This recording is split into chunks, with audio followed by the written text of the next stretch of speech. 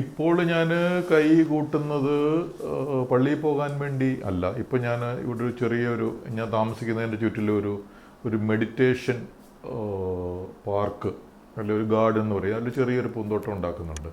അപ്പോൾ ഞാൻ രാവിലെ എണീറ്റ് അവിടെ ചെറിയ കീടങ്ങൾ, ചില ചിത്രശലഭങ്ങളോ അല്ലെങ്കിൽ തേനീച്ചയോ കിളികളോ ഒക്കെ വരുന്നുണ്ട്. അതിൻ്റെ മുന്നിൽ ഞാനിപ്പോൾ കൈകൂട്ടുന്നുണ്ട്.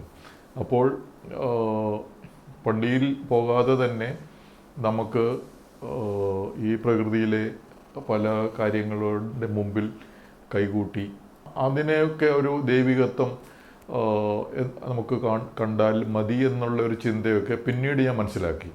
അപ്പോൾ നമ്മൾ ദൈവത്തെ അന്വേഷിച്ച് കൈയും കൂട്ടി പള്ളി വരെ നടന്നു പോകേണ്ട കാര്യമില്ല.